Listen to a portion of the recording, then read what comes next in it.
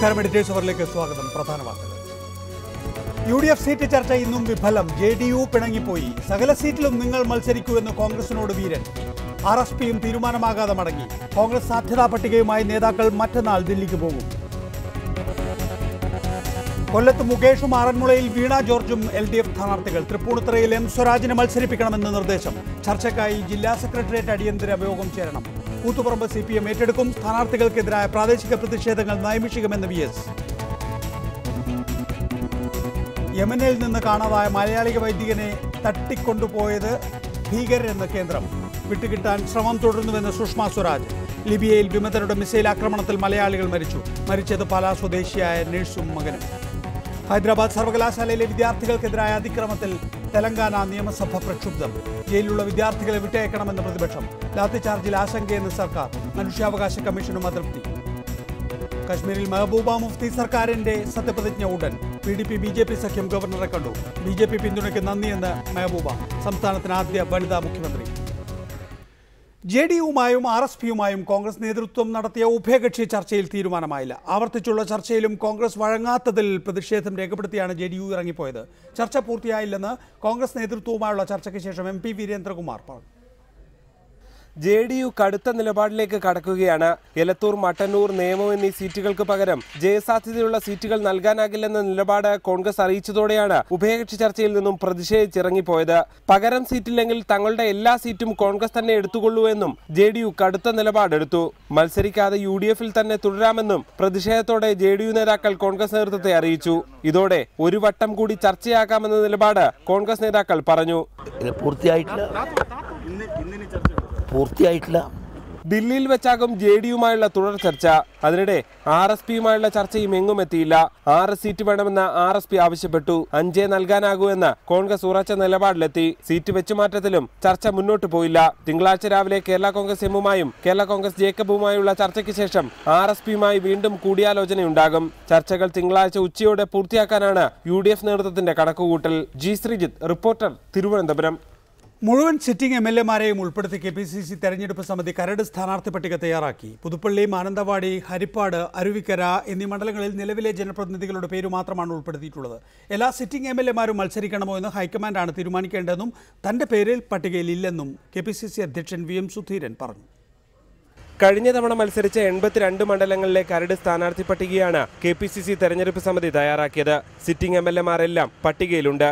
മത്സരിക്കാൻ താൽപര്യമില്ലെന്ന് അറിയിച്ചവരുടെ കാര്യത്തിൽ ഹൈക്കമാൻഡിന് മാത്രമേ തീരുമാനമെടുക്കാനാകൂ എന്ന് KPCC പ്രസിഡന്റ് VM സുധീരൻ പറഞ്ഞു. സിറ്റിംഗ് MLAമാരുടെ പേര് അയച്ചു കൊടുക്കുക എന്നുള്ളത് ഞങ്ങളുടെ ചുമതലയാണ്. പിന്നെ എല്ലാവരും സ്ഥാനാർത്ഥികളാണോ വേണ്ടതെന്ന് തീരുമാനിക്കേണ്ടത് ഹൈക്കമാൻഡ്. ജില്ലകളിൽ നിന്ന് വന്ന പേരുകൾ കൂടാതെ മുതിർന്ന നേതാക്കൾ ശുപാർശ ചെയ്ത പേരുകളും പട്ടികയിലുണ്ട്. പുതുപ്പള്ളി, മാനന്തവാടി, ഹരിപ്പാട്, അരുവിക്കര എന്നീ സ്ഥലങ്ങളിൽ സിറ്റിംഗ് MLAമാരുടെ പേരുകൾ മാത്രമാണുള്ളത്. അതേസമയം തന്റെ പേര് പട്ടികയിലില്ലെന്നും VM സുധീരൻ സ്ഥിരീകരിച്ചു. VM സുധീരന്റെ പേര് ഏതെങ്കിലും മണ്ഡലത്തിലുണ്ടോ? ഇല്ല. 28-ന് ഉച്ചയ്ക്ക് ദില്ലിയിലേക്ക് പോകുന്ന നേതാക്കൾ അന്ന് തന്നെ സ്ക്രീനിംഗ് കമ്മിറ്റി യോഗത്തിൽ പങ്കെടുത്തേക്കും. ഘടകകക്ഷികളുമായുള്ള ചർച്ചയിൽ നല്ല പുരോഗതിയാണുള്ളതെന്നും VM സുധീരൻ പറഞ്ഞു. G. Sreejith, reporter, Thiruvananthapuram. Rajmohan Unnithan, advocate Jaishankar, doctor Varghese George, NK Premachandran തുടങ്ങിയവരാണ് വിവിധ സ്റ്റുഡിയോകളിൽ. ആദ്യം ശ്രീ രാജ്മോഹൻ ഉണ്ണിത്താൻ, 82 മണ്ഡലങ്ങളിൽ കോൺഗ്രസിൻ്റെ സ്ഥാനാർത്ഥി ലിസ്റ്റും സാധ്യതാ പട്ടികയുമാണ് കേന്ദ്ര നേതൃത്വത്തിന് സമർപ്പിച്ചിരിക്കുന്നത്. ഇതിൽ ഒറ്റപ്പേര് വന്നിട്ടുള്ള പുതുപ്പള്ളി, ഹരിപ്പാട്, അരുവിക്കര, മാനന്തവാടി തുടങ്ങിയ മണ്ഡലങ്ങളും നമ്മുടെ മുന്നിലുണ്ട്. എങ്ങനെയാണ് ഈ ഒറ്റപ്പേരിലേക്ക് ചില മണ്ഡലങ്ങൾ മാത്രം എത്തിയത്? മറ്റ് MLAമാരിലേക്ക് മറ്റ് MLAമാർ എങ്ങനെയാണ് ബ്രാക്കറ്റിലായത്?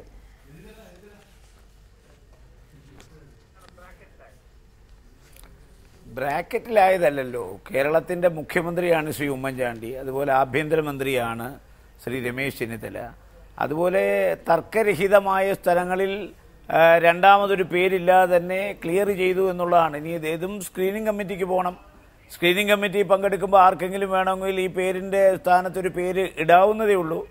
എന്തായാലും കോൺഗ്രസിൻ്റെ സമുന്നതരായ നേതാക്കന്മാരായ ശ്രീ ഉമ്മൻചാണ്ടിയുടെയും അതുപോലെ തന്നെ രമേശ് ചെന്നിത്തലയുടെയും ഒക്കെ മണ്ഡലത്തിൽ ഒരു പേരിടുന്നതെന്ന് പറയുന്നത് അതിനകത്ത് അനൗചിത്യമുണ്ട്. അതിൻ്റെ ആവശ്യമില്ല. കാരണം അവരാണ് ഇന്ന് ഈ ഗവൺമെന്റിന് നേതൃത്വം കൊടുക്കുന്ന ആളുകൾ. അപ്പോൾ സ്വാഭാവികമായി ഈ തെരഞ്ഞെടുപ്പിന് നേതൃത്വം കൊടുക്കുന്ന ആളുകളിൽ രണ്ടുപേരാണ് അവർ. അതുകൊണ്ടാണ് അവരുടെ പേര് പാനൽ ഇടാതിരുന്നത്. ഒന്ന്, KPCC അധ്യക്ഷൻ VM സുധീരൻ മത്സരിക്കുന്ന കാര്യത്തിൽ എന്തുകൊണ്ട് ഇത്രയും തെരഞ്ഞെടുപ്പ് ഇത്രയും പുരോഗമിച്ചിട്ട് പോലും അത് സംബന്ധിച്ച ഒരു തീരുമാനം സംസ്ഥാന നേതൃത്വത്തിന് എടുക്കാനാകുന്നില്ല? 2, ആരോപണ വിധേയരായ മന്ത്രിമാർ ആവർത്തിച്ച് മത്സരിക്കാൻ പോകുന്നു എന്നല്ലേ ഇപ്പോൾ ഈ ലിസ്റ്റിൽ നിന്ന് മനസ്സിലാക്കുന്നത്?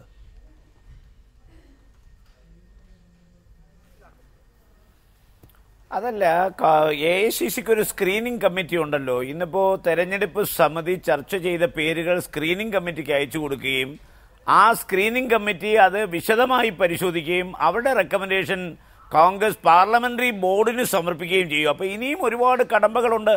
അപ്പോൾ ഇപ്പോൾ പിന്നെ ഈ പാനൽ ഉൾപ്പെടുത്തിയിട്ടുള്ള ആരാണ് സ്ഥാനാർത്ഥിയാവുക എന്ന് അന്ത്യമായി തീരുമാനിക്കുന്നത് കോൺഗ്രസ് ഹൈക്കമാൻഡാണ്. അതുകൊണ്ട് ഇപ്പോൾ സ്ഥാനാർത്ഥികൾ ആരാണെന്ന് ഹൈക്കമാൻഡ് ലിസ്റ്റ് വന്നല്ലാതെ ആർക്കും പറയാൻ കഴിയില്ല. പിന്നെ കേരള പ്രദേശ് കോൺഗ്രസ് കമ്മിറ്റിയുടെ പ്രസിഡന്റ് ശ്രീ VM സുധീരൻ മത്സരിക്കണമെന്ന ആഗ്രഹം പ്രകടിപ്പിച്ചിട്ടില്ല.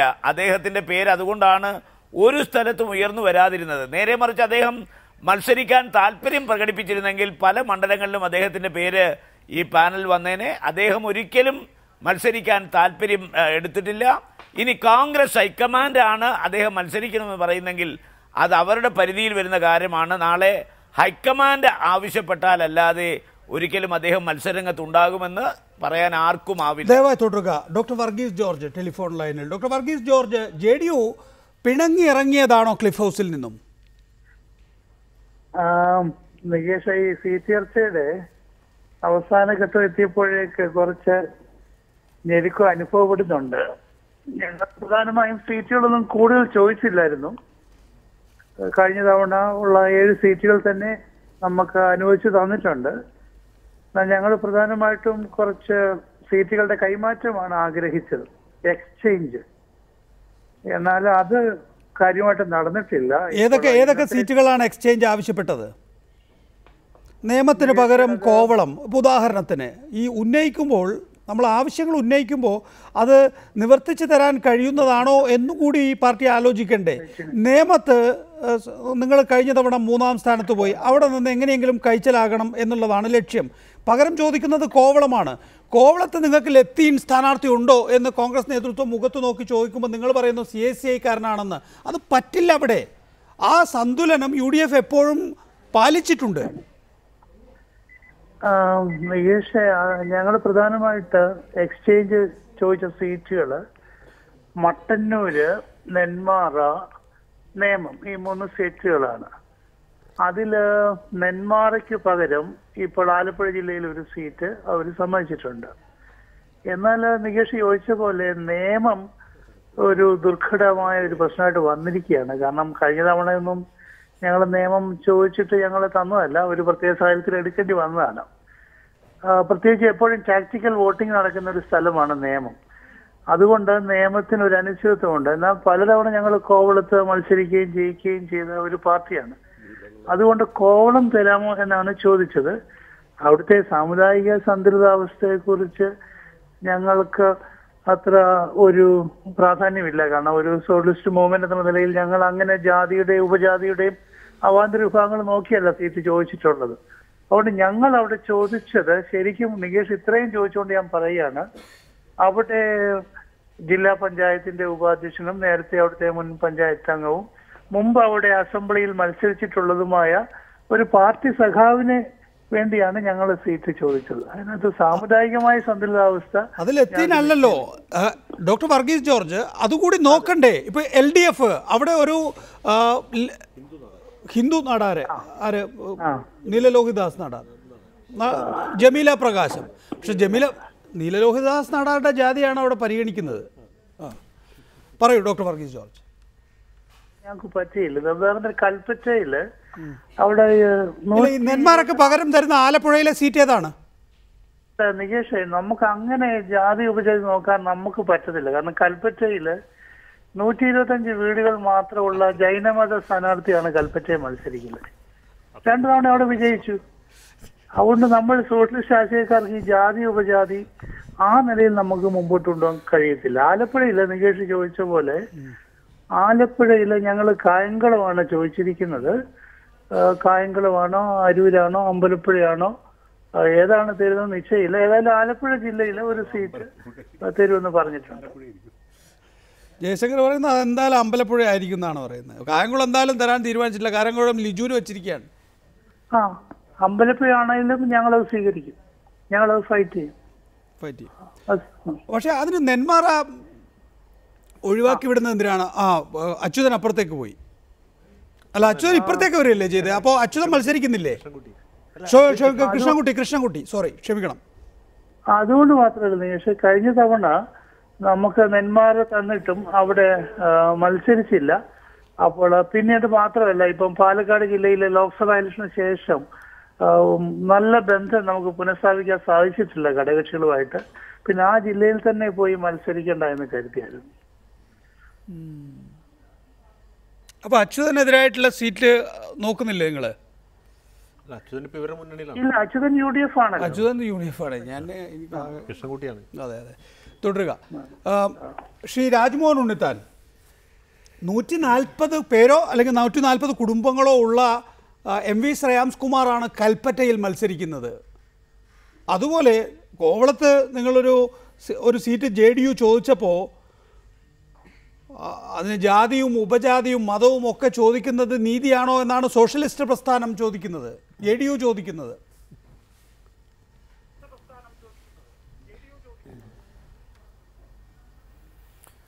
അല്ല, JDU അങ്ങനെ ചോദിച്ചതായിട്ട് എനിക്കറിയത്തില്ല. കോൺഗ്രസ് അങ്ങനെ പറഞ്ഞതായിട്ടും എനിക്ക് യാതൊരു വിവരവുമില്ല. കോവളത്ത് കോൺഗ്രസ് മത്സരിച്ച് പരാജയപ്പെട്ടൊരു സീറ്റാണ്. അവിടെ കോൺഗ്രസിന് വിജയസാധ്യതയുള്ളൊരു സീറ്റാണ്. അതിനപ്പുറത്ത് കോൺഗ്രസ് ഒരിക്കലും ജനതാദൾ പോലുള്ള രാഷ്ട്രീയ പ്രസ്ഥാനത്തോട്, സോഷ്യലിസ്റ്റ് പ്രസ്ഥാനത്തോട് ജാതി പറയേണ്ട കാര്യമില്ല. ഈ സ്ഥാനാർത്ഥി പട്ടിക തയ്യാറാക്കുമ്പോൾ കമ്മ്യൂണൽ ഇക്വേഷൻ പാലിക്കുന്നത് ഒരു മതനിരപേക്ഷ രാഷ്ട്രീയ പ്രസ്ഥാനത്തിൻ്റെ കടമയും കർത്തവ്യവുമാണ്. അല്ലാതെ ഇപ്പോൾ സീറ്റുകൾ തമ്മിൽ അങ്ങോട്ടും ഇങ്ങോട്ടും വെച്ചു മാറുന്നതിനെ കുറിച്ച് പറയുമ്പോൾ അവിടെ അവർക്ക് മത്സരിക്കാനൊരു സ്ഥാനാർത്ഥി ഉണ്ടോ എന്നുള്ളതാണ് പ്രശ്നം.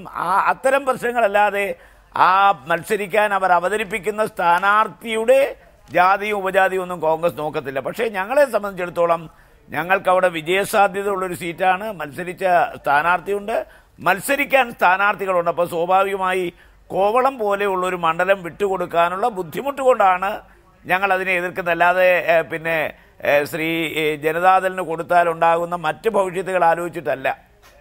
തുടരുക. NK പ്രേമചന്ദ്രൻ RSP നേതാവ് ടെലിഫോൺ ലൈനിലുണ്ട്. പക്ഷേ NK പ്രേമചന്ദ്രൻ, 5-ൽ നിൽക്കേണ്ടി വരും RSPക്ക്.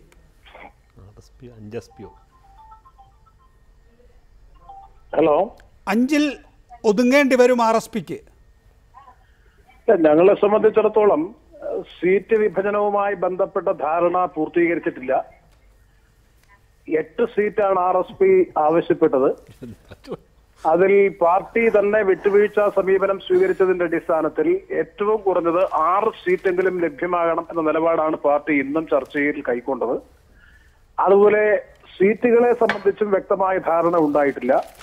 ആ സീറ്റുകളെ സംബന്ധിച്ചും എണ്ണത്തെ സംബന്ധിച്ചും വ്യക്തമായ ധാരണ ഉണ്ടാകുന്നത് മറ്റ് ഘടകകക്ഷികളുമായിട്ടുള്ള ചർച്ചകളുടെ കൂടി അടിസ്ഥാനത്തിൽ ഒരു ഗുണപരമായ പരിഹാരം ഈ കാര്യത്തിൽ ഉണ്ടാകുമെന്നുള്ള പ്രതീക്ഷയാണ് പാർട്ടിയെ സംബന്ധിച്ചിടത്തോളം ഉള്ളത്. കാരണം തെരഞ്ഞെടുപ്പിന് ഇനിയും 51 ദിവസം കൂടി അവശേഷിക്കുന്നതിനാൽ സ്വാഭാവികമായും തുടർ ചർച്ചകൾ ഉണ്ടാകും. അങ്ങനെ ഉണ്ടാകുമ്പോൾ കാര്യമായ പ്രശ്നങ്ങളില്ലാതെ വിഷയം പരിഹരിക്കാൻ കഴിയും എന്നാണ് ഞങ്ങൾ വിശ്വസിക്കുന്നത്. 6 സീറ്റ് എന്ന നിലപാട് ഞങ്ങൾ സ്വീകരിച്ചത് തന്നെ വളരെ യുക്തിസഹമായിട്ടുള്ള ഒരു നിലപാടാണ്. അതുപോലെ നിലവിലുള്ള സീറ്റുകളുടെ കാര്യത്തെ സംബന്ധിച്ചും വ്യത്യസ്തമായിട്ടുള്ള അഭിപ്രായമുണ്ട്. പക്ഷെ അതൊക്കെ സൗഹൃദപരമായി സംസാരിച്ച് പരിഹരിക്കാൻ കഴിയും എന്നുള്ള ശുഭപ്രതീക്ഷയാണ് പാർട്ടിക്കും പാർട്ടി നേതൃത്വത്തിനും ഉള്ളത്. ഇക്കാര്യത്തിൽ തിങ്കളാഴ്ച ഉച്ചയ്ക്ക് 12 മണിക്ക് സ്ക്രീനിംഗ് കമ്മിറ്റിക്ക് പോകേണ്ടതുണ്ട്. അന്ന് വൈകിട്ട് 6 മണിക്ക് സ്ക്രീനിംഗ് കമ്മിറ്റി ചേരുകയാണ്. അപ്പോൾ അതിനു മുമ്പ് ഘടകകക്ഷികളുടെ കാര്യത്തിൽ തീർപ്പാക്കേണ്ടതുണ്ട്. ബാക്കിയുള്ള 9 സീറ്റുകളുടെ കാര്യത്തിലും ഒരുപക്ഷെ തിങ്കളാഴ്ച രാവിലെ മുതൽ ഉച്ചവരെയുള്ള സമയത്ത് പരിഹരിക്കേണ്ടതുമുണ്ട്. അപ്പോൾ ഇനിയിപ്പോൾ ഇക്കാര്യത്തിൽ വിശദമായ ഒരു ചർച്ചയ്ക്ക് കോൺഗ്രസ് നിന്ന് തരും എന്ന് തോന്നുന്നുണ്ടോ ശ്രീ പ്രേമചന്ദ്രൻ? കാര്യത്തിൽ ഞങ്ങളുടെ നിലപാട് വളരെ വ്യക്തമായി തന്നെ കോൺഗ്രസ് നേതൃത്വത്തിന്റെ ശ്രദ്ധയിൽ കൊണ്ടുവന്നിട്ടുണ്ട്. അതിന്റെ ഗ്രാവിറ്റി കോൺഗ്രസിന്റെ ലീഡർഷിപ്പിന് നല്ലതുപോലെ ബോധ്യപ്പെട്ടു എന്നാണ് വിശ്വാസം. കാരണം ഇടതുപക്ഷ ജനാധിപത്യ മുന്നണിയിൽ നിന്ന് വിട്ട് ഐക്യ ജനാധിപത്യ മുന്നണിയുടെ ഭാഗമായി മാറിയതിനു ശേഷം നടക്കുന്ന ആദ്യത്തെ സംസ്ഥാന നിയമസഭാ തെരഞ്ഞെടുപ്പ് എന്ന നിലയിൽ ഞങ്ങൾക്ക് നല്ല ആത്മവിശ്വാസമുണ്ട്. കൊല്ലം ജില്ലയിൽ പ്രത്യേകിച്ചും കേരളത്തിൽ പൊതുവെയും RSPയും കോൺഗ്രസും കൂടി ചേർന്നുകൊണ്ടുള്ള ഒരു രാഷ്ട്രീയ സഖ്യം അല്ലെങ്കിൽ രാഷ്ട്രീയ മുന്നണി കൊല്ലം ജില്ലയിൽ നിയമസഭാ തെരഞ്ഞെടുപ്പിൽ കാര്യമായ പ്രതിഫലനം, കൊല്ലം ജില്ലയിലും തെക്കൻ ജില്ലകളിലും ഗുണപരമായിട്ടുള്ള പ്രതിഫലനം ഉണ്ടാക്കുമെന്ന കാര്യത്തിൽ സംശയമുണ്ട്. ആ ഗുണപരമായ മുന്നേറ്റത്തിന് ഏതെങ്കിലും തരത്തിലുള്ള ദോഷം സംഭവിപ്പിക്കണമെന്ന് ഞങ്ങൾ ആഗ്രഹിക്കുന്നില്ല. അതുകൊണ്ട് തന്നെ പൊതുവായ ഒരു രാഷ്ട്രീയ നിലപാട് സ്വീകരിച്ച് വന്ന പാർട്ടി എന്ന നിലയിൽ ഇപ്പൊ തിങ്കളാഴ്ച സ്ക്രീനിംഗ് കമ്മിറ്റിക്ക് വേണ്ടി കോൺഗ്രസ് നേതൃത്വം പോകുന്നുവെങ്കിൽ പോലും ഈ കാര്യത്തെ സംബന്ധിച്ച് അവർക്ക് തന്നെ കോൺഗ്രസ് ഹൈക്കമാൻഡുമായി ചർച്ച ചെയ്യാനുണ്ടെങ്കിൽ അല്ലെങ്കിൽ അവരുടെ സീറ്റുകളെ സംബന്ധിച്ച് വിഷയങ്ങളുണ്ടെങ്കിൽ തർക്ക വിഷയങ്ങളായി RSPയും കോൺഗ്രസും തമ്മിലുള്ള ചില തർക്ക പ്രശ്നങ്ങളുണ്ട്. ആ സീറ്റുകളുടെ വിശദാംശങ്ങളെ സംബന്ധിച്ച് ഞാൻ മാധ്യമങ്ങളോട് പങ്കുവെക്കുന്നത് ഒരിക്കലും ശരിയല്ല എന്നുള്ളതുകൊണ്ട് ആ കാര്യത്തിലേക്ക് പോലും അത്തരം കാര്യങ്ങളിൽ അവർ റിസർവേഷൻ സ്വീകരിച്ചുകൊണ്ട് അത്തരം കാര്യങ്ങളിൽ പിന്നീട് തീരുമാനിക്കുന്നതായിരിക്കും ഉചിതം. ദയവായി തുടരുക. ശ്രീ രാജ്മോഹൻ ഉണ്ട് തന്നെ ഇതിപ്പോൾ ചവറായി, രവിപുരം പോലുള്ള സിറ്റിംഗ് സീറ്റുകളിൽ RSP തീരുമാനം പ്രഖ്യാപിച്ചു കഴിഞ്ഞിരിക്കുന്നു. പക്ഷേ ബാക്കിയുള്ള സീറ്റുകൾ കോൺഗ്രസുമായി വെച്ചുമാറുന്നത് അടക്കമുള്ള സീറ്റുകളുടെ കാര്യത്തിൽ തീരുമാനത്തിന് കാത്തിരിക്കുകയാണ്. JDUവിൻ്റെ കാര്യത്തിലാണെങ്കിലും ഒന്നുമായിട്ടില്ല. ആകെ 1-2 സീറ്റുകളിൽ മാത്രമാണ് വ്യക്തത. ബാക്കിയുള്ള സീറ്റുകളെല്ലാം വെച്ചുമാറേണ്ടവയാണ്. കേരള കോൺഗ്രസ് M കൂടുതൽ സീറ്റുകൾ ആവശ്യപ്പെടുന്നു, അവർക്കും വെച്ചുമാറാനുണ്ട്. കേരള കോൺഗ്രസ് ജേക്കബ് ഒരു സീറ്റ് നിങ്ങൾ പിറവം കൊടുത്തു, ബാക്കിയുള്ള സീറ്റുകളുടെ കാര്യത്തിൽ ഒരു ധാരണയുമായിട്ടില്ല. എന്നിട്ട് നാളെ ഈസ്റ്ററാണ്, ഒരു പരിപാടിയും നടക്കാൻ പോകുന്നില്ല. മറ്റന്നാൾ തിങ്കളാഴ്ച രാവിലെ എല്ലാവരും ഈസ്റ്ററിൻ്റെ ക്ഷീണത്തിൽ നിന്ന് ഉണർന്നെഴുന്നേറ്റ് വരണം. ആ ചടപ്പൊക്കെ മാറ്റിയെടുക്കുമ്പോഴേക്കും സാധാരണഗതിയിൽ 10-11 മണിയാവും. 12 മണിക്ക് ഇവിടുന്ന് പോവുകയും വേണം, 6 മണിക്ക് അവിടെ സ്ക്രീനിങ് കമ്മിറ്റി ചേരുകയും വേണം. എവിടെയാണ് സമയം?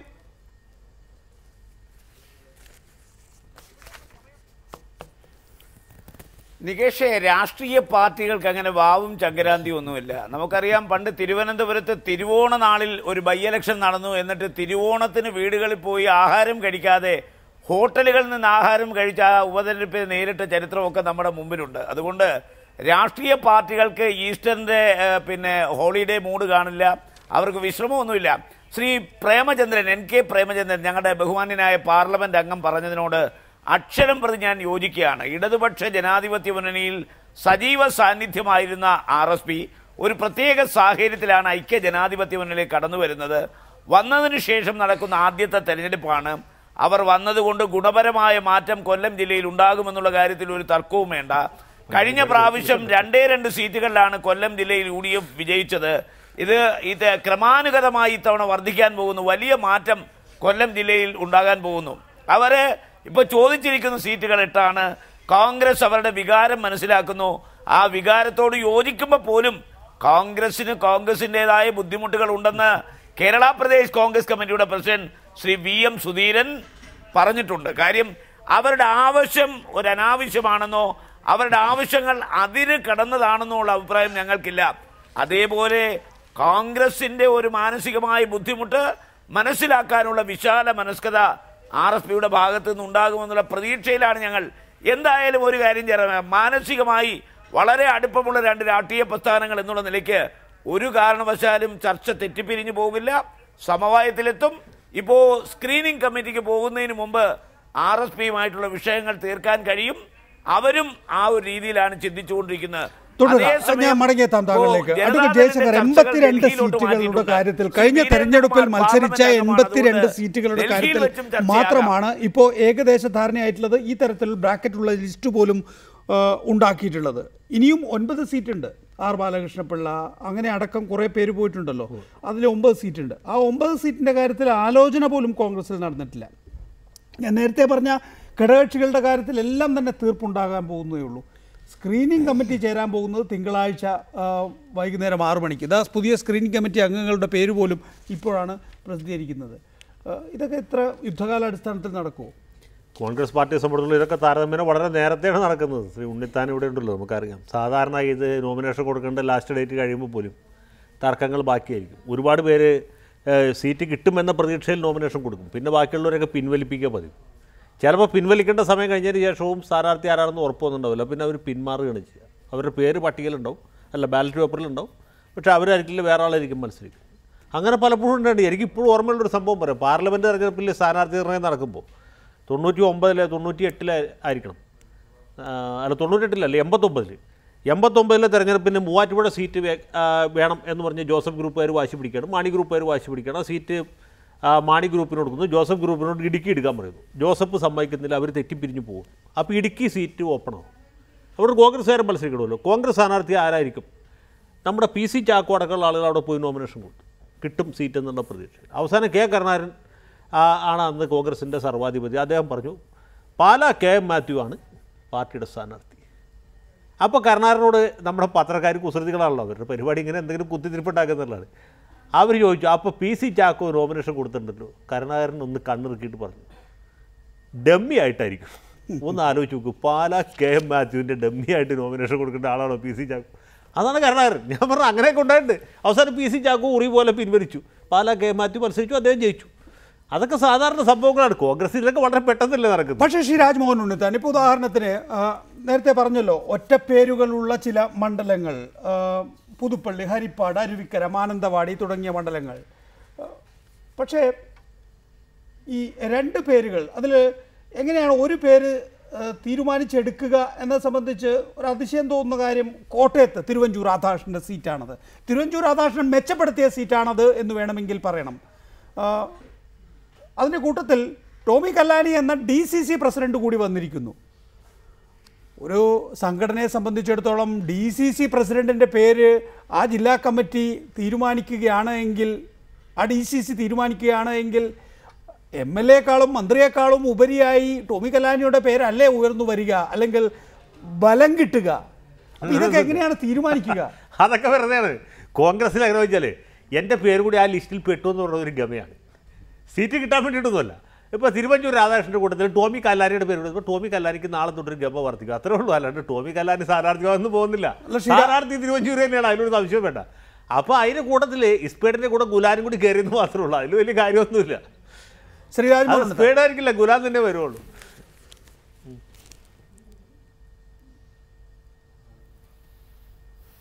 അല്ല, ഇതിപ്പോൾ ഞാൻ പറഞ്ഞല്ലോ 4-5 സീറ്റുകൾ ഒഴിച്ച് ബാക്കി എല്ലാ സീറ്റുകളിലും നിലവിലുള്ള സിറ്റിംഗ് MLA-മാരുടെ സീറ്റുകളിൽ പോലും രണ്ടാമതും മൂന്നാമതും പേരുകൾ വന്നിട്ടുണ്ട്.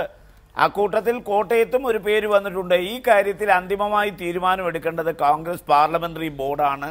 കോൺഗ്രസ് പാർലമെന്ററി ബോർഡിൻ്റെ മുമ്പിൽ വരുമ്പോൾ ശ്രീ തിരുവഞ്ചൂർ രാധാകൃഷ്ണനാണോ സീറ്റ് കൊടുക്കേണ്ടത്, ടോമി കല്ലാനിക്കാണോ സീറ്റ് കൊടുക്കേണ്ടത് എന്ന് തീരുമാനമെടുക്കും. അതിനു മുമ്പ് ഡൽഹിയിലൊരു സ്ക്രീനിംഗ് കമ്മിറ്റി ഉണ്ട്. ആ സ്ക്രീനിംഗ് കമ്മിറ്റി ഇത് അന്തിമമായി പരിശോധിച്ചിട്ട് സ്ക്രീനിംഗ് കമ്മിറ്റിയാണ് ഒരു ശുപാർശ പാർലമെന്ററി ബോർഡിൻ്റെ മുമ്പിൽ വരുന്നത്. പാർലമെന്ററി ബോർഡ് അങ്ങനെ സ്ക്രീനിംഗ് കമ്മിറ്റി സമർപ്പിച്ച സ്ഥാനാർത്ഥി പട്ടിക പുനഃപരിശോധിച്ച ചരിത്രമൊക്കെ ഉണ്ട്, ഇല്ലെന്ന് ഞാൻ പറയുന്നില്ല. പക്ഷേ ഇത്തവണ ആ സ്ക്രീനിംഗ് കമ്മിറ്റി വളരെ വിശദമായ ഒരു സമഗ്രമായ പരിശോധന നടത്തി സമർപ്പിക്കുന്ന ഒരു പട്ടികയിൽ മാറ്റം വരാനുള്ള സാധ്യത വളരെ കുറവാണ്. കാരണം സ്ക്രീനിംഗ് കമ്മിറ്റിയിൽ ഹൈക്കമാൻഡിൻ്റെ വക്താക്കളുണ്ട്. ഹൈക്കമാൻഡ് കേരളത്തിലെ ഓരോ സീറ്റുകളെക്കുറിച്ചും സമഗ്രമായ ഒരു പഠനം നടത്തിയിട്ടുണ്ട്. ഇത്തവണ വിജയ സാധ്യത ജനസമ്മതി അത് ആർക്കാണെന്ന് പരിശോധിച്ച് ഈ 2-3 പേര് വന്നിട്ടുള്ള മണ്ഡലങ്ങളിൽ വിജയ സാധ്യത ഉള്ളവർക്ക്, ജനസമ്മതി ഉള്ളവർക്ക് മാത്രമേ സീറ്റ് കൊടുക്കുള്ളൂ. അക്കാര്യത്തിൽ ഒരു തർക്കവും വേണ്ട. ഇത്തവണ കോൺഗ്രസ് 28-ാം തീയതി, അതായത് തിങ്കളാഴ്ച വൈകുന്നേരം 6 മണിക്ക് സ്ക്രീനിംഗ് കമ്മിറ്റി തീരുമാനിക്കുന്നതായിരിക്കും കോൺഗ്രസിന്റെ സ്ഥാനാർത്ഥി പട്ടിക, അല്ലെങ്കിൽ അന്തിമമായ സ്ഥാനാർത്ഥി പട്ടിക.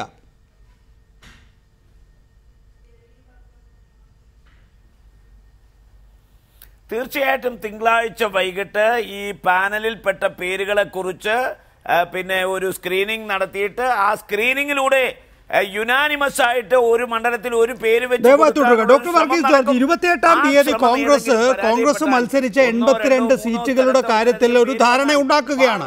പിന്നെ എങ്ങനെയാണ് ഈ മണ്ഡലം മാറ്റം സാധ്യമാവുക?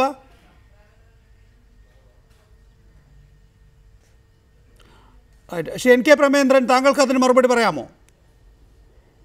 അവിടെ ഇപ്പോൾ പ്രധാനമായും ഞങ്ങൾ മുന്നോട്ട് വെച്ചിട്ടുള്ള നിർദ്ദേശം RSPയെ സംബന്ധിച്ചാണെങ്കിൽ എനിക്ക് പറയാൻ കഴിയും. ഞങ്ങൾ പ്രധാനമായും മുന്നോട്ട് വെച്ചിട്ടുള്ളത്, ഒന്ന്, കോൺഗ്രസിന്റെ സിറ്റിംഗ് സീറ്റുകളെ സംബന്ധിച്ചുള്ള ഒരു ആവശ്യവും ഞങ്ങൾ ഉന്നയിച്ചിട്ടില്ല. മിക്കവാറും ഞങ്ങൾ അല്ല, കോൺഗ്രസിന്റെ സിറ്റിംഗ് സീറ്റുകളുടെ കാര്യത്തിലല്ല പറയുന്നത്. 82 സീറ്റുകൾ എന്ന് പറയുന്നത് കഴിഞ്ഞ തവണ മത്സരിച്ച സീറ്റുകളാണ്. ആ മത്സരിച്ച സീറ്റുകളുടെ തന്നെ കാര്യത്തിൽ ഞങ്ങൾ നിർദ്ദേശിച്ചിട്ടുള്ള സീറ്റുകളിൽ ബഹുഭൂരിപക്ഷവും ഘടക പാർട്ടികൾ മത്സരിച്ചിട്ടുള്ള സീറ്റുകൾ ഉൾപ്പെടെ ഞങ്ങൾ ചോദിച്ചിട്ടുണ്ട്. അതുകൊണ്ടാണ് ഞാൻ പറഞ്ഞത്, കോൺഗ്രസ് ഒരുപക്ഷെ ഒന്നുകിൽ സ്ക്രീനിംഗ് കമ്മിറ്റിക്ക് വിധേയമാക്കുന്നതിന് മുമ്പായി ഞങ്ങളുമായിട്ടുള്ള പ്രശ്നം ചർച്ച ചെയ്ത് പരിഹരിക്കും, അല്ലെങ്കിൽ ഞങ്ങൾ ഉന്നയിച്ചിട്ടുള്ള സീറ്റുകളെ സംബന്ധിച്ച് തർക്ക വിഷയമുള്ള സീറ്റുകളെ സംബന്ധിച്ച് സ്ക്രീനിംഗ് കമ്മിറ്റിയുടെ പരിശോധനയാണെങ്കിൽ പോലും അത് ഘടകകക്ഷികളുമായിട്ടുള്ള ധാരണയ്ക്ക് വിധേയമായി തീരുമാനിക്കുന്ന ഒരു സ്ഥിതി. രണ്ടിലേതെങ്കിലും ഒന്ന് നടന്നേ മതിയാവും, അല്ലെങ്കിൽ ഘടകകക്ഷികളെ പരിഗണിച്ചില്ല എന്നുള്ള ഒരു വിഷയത്തിലേക്ക് വരും. സ്വാഭാവികമായും ഇതിൽ രണ്ടിലേതെങ്കിലും ഒന്ന്. തിങ്കളാഴ്ച കോൺഗ്രസിന്റെ ഹൈക്കമാൻഡ് സ്ക്രീനിംഗ് കമ്മിറ്റിക്ക് മുമ്പേ വിധേയമാക്കുന്നതിന് മുമ്പായി ജനതാദൾ യുണൈറ്റഡും RSPയുമായിട്ടുള്ള പ്രശ്നങ്ങൾ പരിഹരിക്കാൻ കോൺഗ്രസ് നേതൃത്വത്തിന് കഴിയണം.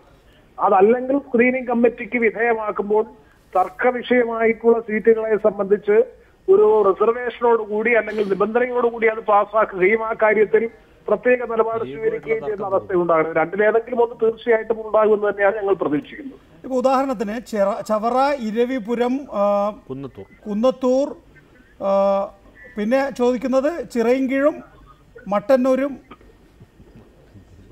ഞങ്ങൾ ചോദിക്കുന്ന സീറ്റുകൾ ഞാൻ വളരെ വ്യക്തമായി പറയാം.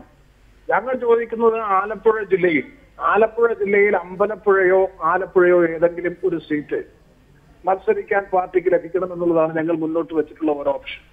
മറ്റൊരു ഓപ്ഷൻ അതല്ല എന്നുണ്ടെങ്കിൽ പത്തനംതിട്ട ജില്ലയിൽ റാന്നി സീറ്റിൽ, കാരണം അത് സിറ്റിംഗ് സീറ്റുമല്ല, ഇന്ന് നിരന്തരമായി UDF തോറ്റുകൊണ്ടിരിക്കുന്ന ഒരു സീറ്റ് എന്ന നിലയിൽ റാന്നി സീറ്റ് ലഭിക്കുമെന്നുണ്ടെങ്കിൽ മത്സര സാധ്യതയുള്ള നല്ലൊരു സീറ്റ് എന്ന നിലയിൽ ഞങ്ങൾ ചോദിക്കുന്നുണ്ട്. കൊല്ലം ജില്ലയിൽ നിലവിലുള്ള സിറ്റിംഗ് സീറ്റുകളായിട്ടുള്ള 3 സീറ്റുകൾ കൂടാതെ മറ്റേതെങ്കിലും ഒരു ജനറൽ സീറ്റ് മത്സരിക്കാൻ പാർട്ടിക്ക് ലഭിക്കണം. അതുമല്ലെന്നുണ്ടെങ്കിൽ തിരുവനന്തപുരം ജില്ലയിൽ വാമനപുരം സീറ്റോ കോവളം സീറ്റോ മത്സരിക്കാൻ ലഭിക്കണം. ഇത്തരത്തിലുള്ള ചില നിർദ്ദേശങ്ങളാണ് ഞങ്ങൾ മുന്നോട്ട് വെച്ചിട്ടുള്ളത്. എനിക്ക് തോന്നുന്നു കോൺഗ്രസിന് നിഷ്പ്രയാസം ഒരു പ്രായോഗിക വീക്ഷണത്തിന്റെ അടിസ്ഥാനത്തിൽ പരിഹരിക്കാൻ കഴിയുന്ന പ്രശ്നമാണ് RSPയെ സംബന്ധിച്ചിടത്തോളം. ഇപ്പോൾ തന്നെ ഞങ്ങൾ നിലവിലുള്ള സീറ്റുകളിൽ നിങ്ങൾക്കറിയാം, ഒരു സംവരണ സീറ്റ് കുന്നത്തൂരിൽ, ഒരു സംവരണ സീറ്റ് ഈ പരിമിതമായ സീറ്റുകളിൽ മത്സരിക്കുന്ന പാർട്ടിയെ സംബന്ധിച്ചിടത്തോളം ഉണ്ട്. ആറ്റിങ്ങൽ സീറ്റ് മറ്റൊരു സംവരണ സീറ്റാണ്, അത് എടുക്കണമെന്നുള്ളതാണ് കോൺഗ്രസ് ഞങ്ങളോട് ആവശ്യപ്പെട്ടിട്ടുള്ളത്. അതിനാണ് ഞങ്ങൾ ഒരു റിസർവേഷൻ പറഞ്ഞിട്ടുള്ളത്. അതുപോലെ സീറ്റുകളുടെ എണ്ണത്തിൽ തീർച്ചയായിട്ടും മത്സര സാധ്യത ഇല്ലെങ്കിൽ പോലും നമുക്കറിയാം, മലബാറിലെ ചില സീറ്റുകളെ സംബന്ധിച്ചിടത്തോളം ജയിക്കാനുള്ള സാധ്യത വളരെ പരിമിതമാണെങ്കിൽ പോലും മുന്നണിയിലെ ഒരു ഘടക പാർട്ടി എന്ന നിലയിൽ അത് ഷെയർ ചെയ്യാനുള്ള ബാധ്യതയുണ്ട് എന്നുള്ളത് കൊണ്ട് 6ാമത്തെ സീറ്റ് എന്ന നിലയിൽ മലബാർ മേഖലയിൽ ഒരു സീറ്റ് കൂടെ ലഭിക്കണം എന്ന നിലയിലാണ് ഞങ്ങൾ ഒരു ഡിമാൻഡ്, അവകാശവാദം മുന്നോട്ട് വെച്ചിട്ടുള്ളത്. നേരത്തെ ശ്രീ രാജ്മോഹൻ ഉണ്ണിത്താൻ സൂചിപ്പിച്ചതുപോലെ KPCC പ്രസിഡന്റ് അടക്കമുള്ള കോൺഗ്രസ് നേതൃത്വം പറയുന്നത് പോലെ ഒരു തരത്തിലുള്ള അമിതമായ അവകാശവാദമോ അന്യായമായ അവകാശവാദമോ ഒരു ഘട്ടത്തിലും RSP മുന്നോട്ട് വെച്ചിട്ടില്ല. അത് LDFന്റെ കാലഘട്ടത്തിലും അതുപോലെ UDFന്റെ കാലഘട്ടത്തിലായാലും വളരെ മിതവും നീതിയുക്തവുമായിട്ടുള്ള നിലപാടാണ് മുന്നണി രാഷ്ട്രീയത്തിൽ സീറ്റ് വിഭജനത്തിന്റെ കാര്യത്തിലായാലും മറ്റ് നിലപാടുകളുടെ കാര്യത്തിലായാലും പാർട്ടി സ്വീകരിക്കുന്നത്. ദയവായി തുടരുക. ഡോക്ടർ വർഗീസ് ജോർജ്, 82 സീറ്റുകളുടെ കാര്യത്തിൽ തിങ്കളാഴ്ച വൈകുന്നേരം 6 മണിക്ക് തീർപ്പുണ്ടാകും എന്നാണ് കോൺഗ്രസ് പാർട്ടി പറയുന്നത്. 6 മണിക്കാണ് സ്ക്രീനിംഗ് കമ്മിറ്റി ചേരുന്നത്. അല്പം മുമ്പ് ശ്രീ രാജ്മോഹൻ ഉണ്ണിത്താൻ പറയുകയായിരുന്നു, ഇത്തവണ സ്ക്രീനിംഗ് കമ്മിറ്റി തീരുമാനങ്ങൾ പാർലമെൻ്ററി ബോർഡ് തിരുത്താൻ സാധ്യതയില്ല. കാരണം ഈ സ്ക്രീനിംഗ് കമ്മിറ്റിയിൽ നിന്ന് ഒറ്റ പേര് മാത്രമേ പാർലമെൻ്ററി ബോർഡിലേക്ക് പോകും. നേരത്തെ കരുണാകരൻ്റെ ആൻ്റണിയുടെയൊക്കെ കാലഘട്ടത്തിൽ പാർലമെൻ്ററി ബോർഡും അത് കഴിഞ്ഞതിന് ശേഷം AICC ബ്രീഫിങ്ങിൽ പേര് പ്രഖ്യാപിക്കലോ ഒക്കെ കഴിഞ്ഞതിന് ശേഷം മാറ്റങ്ങൾ ഉണ്ടായിട്ടുണ്ടാകും. അത് അന്തക്കാലം. ഇന്നത്തെ കാലത്ത് അങ്ങനെ വലിയ മാറ്റങ്ങളൊന്നും ഉണ്ടാകാൻ പോകുന്നില്ല എന്നാണ്. അതായത് നാളെ അവധി ദിവസമാണ്, നാളെ പ്രത്യേകിച്ച് ചർച്ചകളൊന്നും നിശ്ചയിച്ചിട്ടില്ല. കേരള കോൺഗ്രസ് എമ്മുമായും കേരള കോൺഗ്രസ് ജേക്കബുമായും തിങ്കളാഴ്ച രാവിലെ വേണം ചർച്ച നടത്താൻ. അതിനിടയിൽ നിങ്ങൾ ഇന്ന് ഇറങ്ങിപ്പോവുകയും ചെയ്തു. ഈ പ്രശ്നങ്ങളൊക്കെ എപ്പോൾ തീർക്കുമെന്നാണ്? നികേഷ്, ഞങ്ങളെ സംബന്ധിച്ചിടത്തോളം എണ്ണത്തിന്റെ കാര്യത്തിൽ പ്രശ്നമില്ലല്ലോ, അതുകൊണ്ട് കോൺഗ്രസിന് അതൊരു ബുദ്ധിമുട്ടായിട്ട് വരും. അല്ല, 82 സീറ്റുകളുടെ കാര്യത്തിൽ, പിന്നെയുള്ള ബാക്കിയുള്ള 9 സീറ്റുകളുടെ കാര്യത്തിൽ സ്ക്രീനിംഗ് കമ്മിറ്റി തീരുമാനത്തിൽ എത്തിക്കഴിഞ്ഞു കഴിഞ്ഞാൽ പിന്നെ ആ സ്ഥാനാർത്ഥിയോട് പറയുന്നു, ആ സ്ഥാനാർത്ഥി പ്രചരണ പ്രവർത്തനങ്ങൾ തുടങ്ങുന്നു, അവിടെ പിന്നെ മാറ്റങ്ങൾ സാധ്യമാകില്ല. അത് നികേഷ്, ഇന്ന് ഞങ്ങൾ പറഞ്ഞിട്ട് പോകുന്നത് ഒരു ബന്ധപ്പെടും. അവരിപ്പം ഡൽഹിയിലേക്ക് പോകുന്നതിന് മുമ്പും ഈവൻ ഡൽഹി ചെന്നതിന് ശേഷവും അവിടെ വീരേന്ദ്രകുമാറും അവിടെ മറ്റേ സത്യപ്രതിജ്ഞയ്ക്കായിട്ട് പോകുന്നുണ്ട് രാജ്യസഭയുടെ. അവിടെ കാണും, അവിടെ ചില ആശയവിനിമയം നടത്തി സെറ്റിൽ ചെയ്യാമെന്നാണ് പറഞ്ഞിരിക്കുന്നത്. തിങ്കളാഴ്ചയോ? തിങ്കളാഴ്ച അവർ ഇവിടുന്ന് 12 മണിക്ക് പോകും, 6 മണിക്ക് അവിടെ സ്ക്രീനിംഗ് കമ്മിറ്റി യോഗമാണ്. അത് കുഴപ്പമില്ല നികേഷേ, കോൺഗ്രസ് അല്ലേ, അങ്ങനെ ഒരു ദിവസം കൊണ്ടും തീരത്തില്ലല്ലോ. കോൺഗ്രസിനെ കുറിച്ച് നല്ല മതിപ്പാണ് സ്പെഷ്യലിസ്റ്റ്. അല്ല കോൺഗ്രസ് ജനാധിപത്യ പാർട്ടി ആയതുകൊണ്ടാണ്. അപ്പോൾ ഒരുപാട് ചർച്ചകൾ ആവശ്യമായിട്ട് വരും. പക്ഷേ അത്തരം ചർച്ചകളൊന്നും ഉണ്ടാവില്ല എന്നാണ് ശ്രീ രാജ്മോഹൻ ഉണ്ണിത്താൻ പറയുന്നത്. ഇത്തവണ ശ്രീ രാജ്മോഹൻ ഉണ്ണിത്താൻ CPM-ലെ അങ്ങ് പ്രകടനങ്ങൾ, പോസ്റ്ററുകൾ ആകെ ബഹളമയമാണ്. നിങ്ങൾ ഇത്തവണ മാതൃകയായി കാണിച്ചു കൊടുക്കണം. എങ്ങനെയാണ് സ്ഥാനാർത്ഥി നിർണയം വേണ്ടത് എന്നത് സംബന്ധിച്ച് ഒരു എഡ്ജ് എന്തായാലും UDF-ന് കിട്ടും, കോൺഗ്രസിന് കിട്ടും.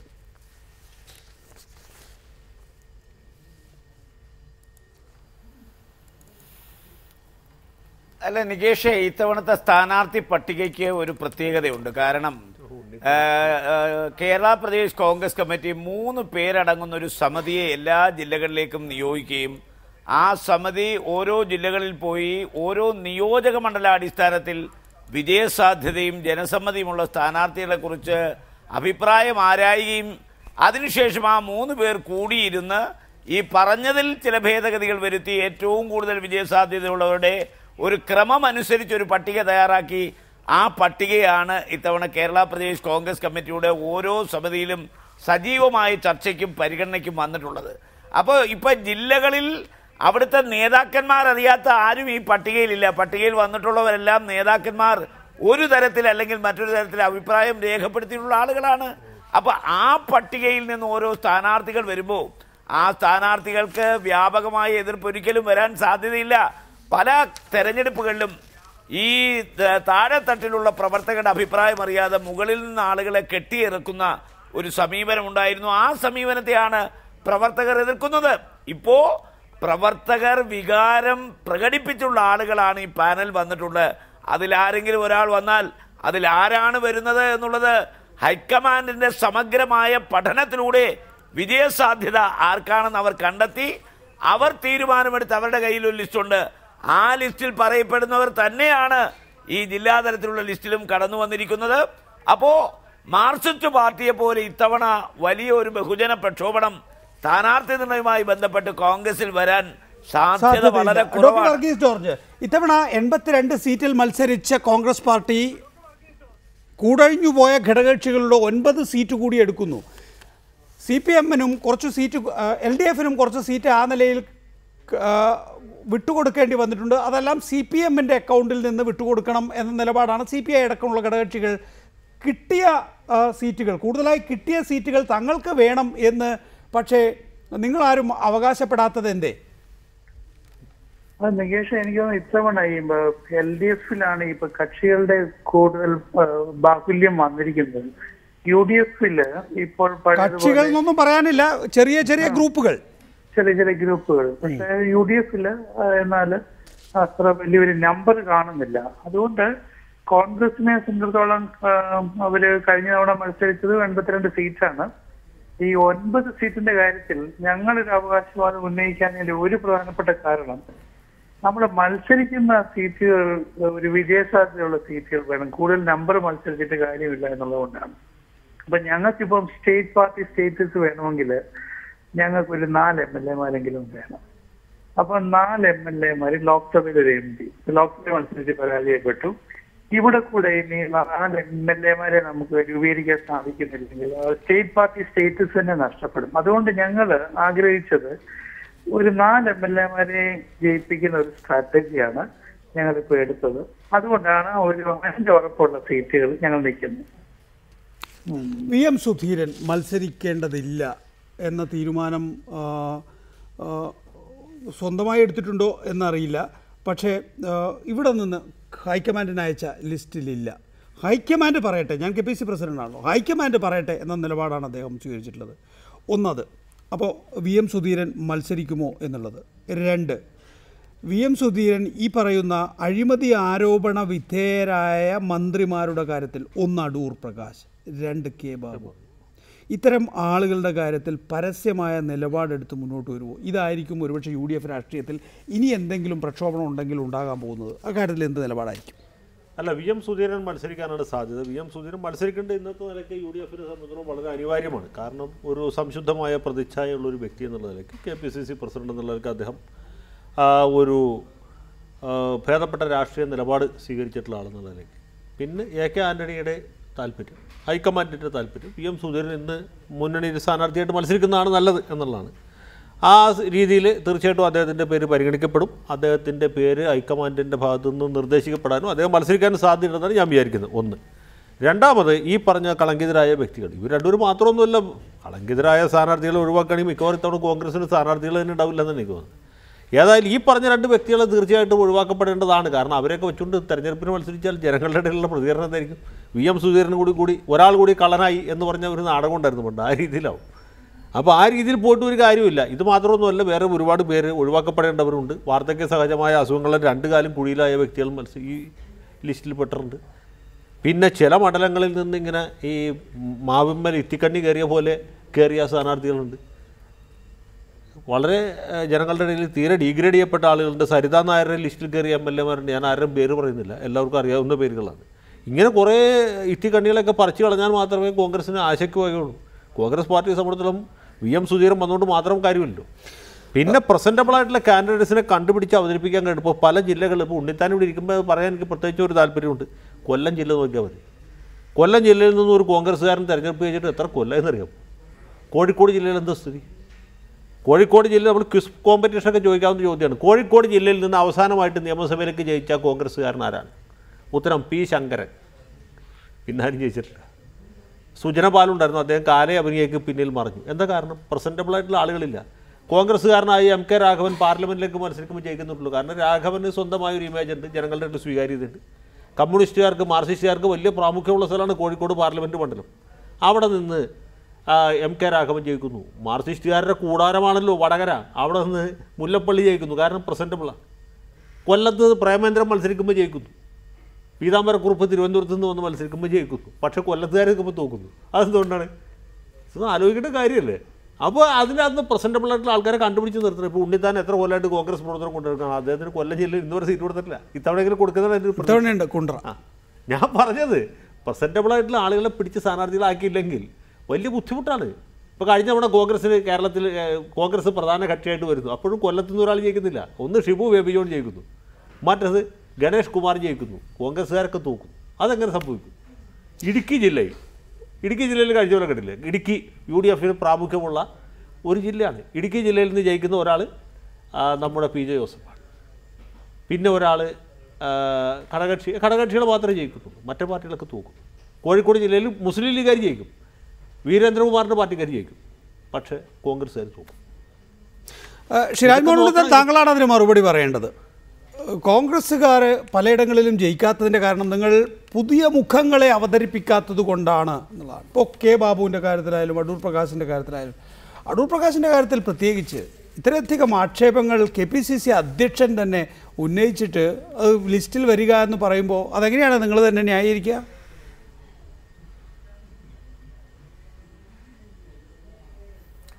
നികേഷേ, ഈ ആരോപണം ഒരു വ്യവസായമാക്കി മാറ്റിയിരിക്കുന്ന ഒരു സംസ്ഥാനമാണ് കേരളം.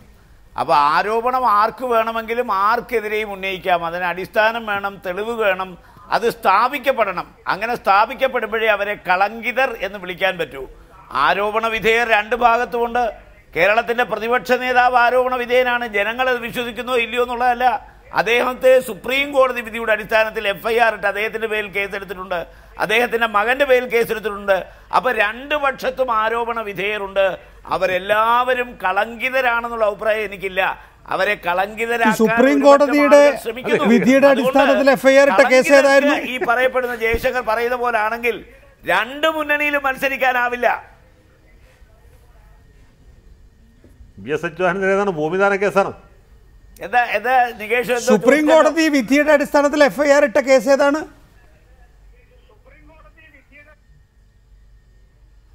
അതാ ഞാൻ പറഞ്ഞ ഭൂമിദാന കേസിൽ, മറ്റേ സോമന് ഭൂമി കൊടുത്ത കേസിൽ സുപ്രീം കോടതി അല്ലേ പറഞ്ഞ് ഇവിടുന്ന് പിന്നെ സിംഗിൾ ബെഞ്ചിൽ പോയി അച്യുതാനന്ദന് അനുകൂലമായി വിധി കിട്ടി, ഡിവിഷൻ ബെഞ്ചിൽ പോയി അച്യുതാനന്ദന് എതിരായ വിധി വന്നു. അതിനെ ചോദ്യം ചെയ്ത് സുപ്രീം കോടതിയിൽ അദ്ദേഹം പോയി. സുപ്രീം കോടതി പറഞ്ഞു ഡിവിഷൻ ബെഞ്ചിന്റെ വിധി അംഗീകരിച്ചുകൊണ്ട് FIR ഇട്ട് കേസെടുക്കാൻ പറഞ്ഞില്ലേ? അതാ ഞാൻ പറഞ്ഞത്. വൈകുന്നേരം 9 മണിക്ക് വന്നിരുന്ന അസംബന്ധം പറയണോ? എന്താ ഈ പറയണത്? ആ ജസ്റ്റിസ് സതീഷ് ചന്ദ്രന്റെ ഉത്തരവ് ഹൈക്കോടതി സ്റ്റേ ചെയ്ത് അവിടെ കിടക്കുകയാണ്. അതിൽ അന്തിമ വിധി ഉണ്ടായിട്ടേ ഇല്ല. പിന്നെയല്ല സുപ്രീം കോടതി പോകുന്നത്. ഇവിടെ വന്നിരുന്ന് പിച്ചും പേര് പറയണോ? എന്താ ഉണ്ണിത്താൻ ഇങ്ങനൊന്നും പറഞ്ഞ ആളല്ലല്ലോ. ഉണ്ണിത്താൻ ഇന്ന് എന്ത് പറ്റിയത്? ഇങ്ങനൊന്നും അല്ല. മിസ്റ്റർ ജയശങ്കർ നിങ്ങളത് വെരിഫൈ ചെയ്തു. അച്യുതാനന്ദന്റെ പേരിൽ കേസെടുക്കാൻ പറഞ്ഞിട്ടുണ്ട്. പിച്ചും പേയും അല്ല ഇത്. ഞാൻ രാത്രി 9 മണിക്കല്ലേ ഞാൻ ചെയ്യുന്നത്. പിച്ചും പേയും പറയാൻ വെളുപ്പാങ്കാലമല്ലോ, രാത്രി വെളുപ്പാങ്കാലത്തല്ലോ പിച്ചും പേയും പറയാം. അല്ല, ഞാൻ ചോദിച്ചതല്ല, ഇങ്ങനെ ഒരു സംഭവം ഉണ്ടായിട്ടില്ല, നമ്മളാരും പറഞ്ഞിട്ടില്ല. ഞാൻ ഈ ഹൈക്കോടതിയിൽ പ്രാക്ടീസ് ഇടതുപക്ഷ ജനാധിപത്യ മുന്നണിയിൽ ആരോപണ വിധേയരായിട്ട് ആരും ഇല്ലേ? ആ അഡ്വക്കേറ്റ് ജനറൽ ദണ്ഡപാണി ഒന്ന് വിളിച്ചു ചോദിക്കും ഉണ്ണിത്താൻ. ഇപ്പൊ ഇതിന്റെ ഇടപെടൽ വരുമ്പോൾ ദണ്ഡപാണി ഒന്ന് വിളിച്ചു ചോദിക്കും. എന്നിട്ട് ഇങ്ങനെ വിധി ഉണ്ടെങ്കിൽ ഞാൻ സമ്മതിക്കാം, ഞാൻ ഈ പണി നിർത്തിപ്പോവാം. അങ്ങനെ ഒരു സംഭവം ഉണ്ടായിട്ടില്ല. നിങ്ങൾ വെറുതെ അതും പറഞ്ഞിട്ട് ഒരു കാര്യമില്ല. അഡ്വക്കേറ്റ് ജനറൽ വിളിക്കും. അല്ല, എനിക്കിപ്പോ അതിന് ദണ്ഡപാണിയെ വിളിക്കേണ്ട കാര്യമില്ലല്ലോ. ദണ്ഡപാണിയെ വിളിച്ചല്ലോ ഞാൻ രാഷ്ട്രീയ കാര്യങ്ങളിൽ ഓരോ കാര്യത്തിലും അഭിപ്രായം പറയുന്നത്. അഡ്വക്കേറ്റ് ജനറൽ വിളിച്ചിട്ടല്ലോ ജയശങ്കർ. അല്ല, ദണ്ഡപാണിയാണല്ലോ ഈ നാട്ടിലെ അഡ്വക്കേറ്റ് ജനറൽ. അദ്ദേഹത്തിന് അറിയാമല്ലോ അങ്ങനെ വിധി വന്നിട്ടുണ്ടെങ്കിൽ, അതുകൊണ്ട് വിളിക്കാൻ പറഞ്ഞാണ്. അല്ലാണ്ട് രാഷ്ട്രീയ കാര്യത്തിൽ അദ്ദേഹത്തോട് ചോദിക്കണ്ട, നിയമകാര്യങ്ങൾ ചോദിക്കാമല്ലോ. ഡോക്ടർ വർഗീസ് ജോർജ് വിധിയല്ല വന്നത്. സിംഗിൾ ബെഞ്ചിന്റെ വിധിയെ ഹൈക്കോടതി ചോദ്യം ചെയ്തു. ഹൈക്കോടതി FIR ഇട്ട് കേസെടുക്കാൻ പറഞ്ഞു. അതിനെ ചോദ്യം ചെയ്തു. അല്ല, അക്കാര്യത്തിൽ ഒരു തീർപ്പ് ഹൈക്കോടതി കൽപ്പിച്ചിട്ടുണ്ട്. FIR റദ്ദ് ചെയ്തുകൊണ്ടുള്ള തീരുമാനം. സാധാരണ ഇതിൽ FIR റദ്ദ് ചെയ്യാനുള്ള തീരുമാനങ്ങളൊന്നും ഉണ്ടാകാറില്ല, പക്ഷേ അച്യുതാനന്ദന്റെ കാര്യത്തിൽ അത് ഉണ്ടായി. തുടരുക, നമുക്ക് ചെക്ക് ചെയ്യാം. ശ്രീ രാജ്മോഹൻ ഉണ്ണിത്താൻ, ഡോക്ടർ വർഗീസ് ജോർജ്, ഈ ആരോപണ വിധേയരായവർ, പ്രത്യേകിച്ച് കടുംവെട്ട് ക്യാബിനറ്റ് KPCC അധ്യക്ഷനും വൈസ് പ്രസിഡന്റും ഒരേ ശബ്ദത്തിൽ കൊള്ളയാണ് എന്ന് വിശേഷിപ്പിച്ചതാണ്. അങ്ങനെയുള്ള ആളുകൾ വീണ്ടും ലിസ്റ്റിൽ വരുമ്പോൾ അത് UDFനെ ഗുണം ചെയ്യുമോ? നികേഷ്, വളരെ സങ്കീർണമായൊരു ചോദ്യമാണ്. നമ്മുടെ പൊതുജീവിതത്തിൽ കറപ്ഷനെതിരായിട്ടാണ് മിഡിൽ ക്ലാസിന്റെ ഒരു മൊറാലിറ്റി വളരെ വളരെ ശക്തമാണ്. പ്രത്യേകിച്ചും ഡൽഹിയിലെ ആം ആദ്മി പാർട്ടിയുടെ വിജയവും തുടർന്നുള്ള വിജയങ്ങളും എല്ലാം കാണിക്കുന്നത് അഴിമതിക്കെതിരെ മിഡിൽ ക്ലാസ് മൊറാലിറ്റി വളരെ ശക്തമാണ്. അതുകൊണ്ട് വളരെ സൂക്ഷിച്ചു വേണം നമ്മുടെ സ്ഥാനാർത്ഥി പട്ടിക തയ്യാറാക്കാൻ. കേവലം ഇലക്ഷൻ വിജയത്തിന്റെ, അതായത് ആരോപണ വിധേയരായവർ ഒഴിഞ്ഞു നിൽക്കുന്നതാണ് നല്ലത് എന്നല്ല നികേഷ് ഞാൻ പറഞ്ഞത്. രണ്ട് മുന്നണിയിലാണെങ്കിലും ഏത് പാർട്ടിയുടെ ആണെങ്കിലും അല്ല, ഇപ്പോ രണ്ട് മുന്നണി എന്ന് പറയുമ്പോൾ LDFന്റെ മേൽ ആരോപണം വിധേയമാകാൻ അവർ ഭരണത്തിലില്ലല്ലോ. കേന്ദ്രത്തിലുമില്ല, കേരളത്തിലുമില്ല. ഇപ്പോൾ കേരളത്തിൽ ഭരണത്തിലുള്ളത് UDF ആണ്. UDF മന്ത്രിമാർക്കെതിരെ ആരോപണങ്ങൾ ഉണ്ട് താനും. അപ്പോൾ എന്ത് ചെയ്യണം? പക്ഷെ നികേഷ്, നമ്മൾ പൊതുവായ പൊളിറ്റിക്കൽ പാർട്ടീസും ലീഗൽ ജൂറിസ്പ്രുഡൻസും എടുത്തിരിക്കുന്ന ഒരു ധാരണ, നമ്മൾ കുറ്റക്കാരനാണെന്ന് തെളിയുന്നവരെ നമ്മൾ ആരെയും മാറ്റി നിർത്താൻ, ശിക്ഷിക്കപ്പെടാൻ പാടില്ല എന്നുള്ളതാണ്. അതുകൊണ്ട് ആ ഒരു ആനുകൂല്യം അവർക്ക് കൊടുക്കണം. പക്ഷേ ഒരു തെരഞ്ഞെടുപ്പ് വിജയത്തിന്, രാഷ്ട്രീയ വിജയത്തിന് നല്ലത് എന്താണ്?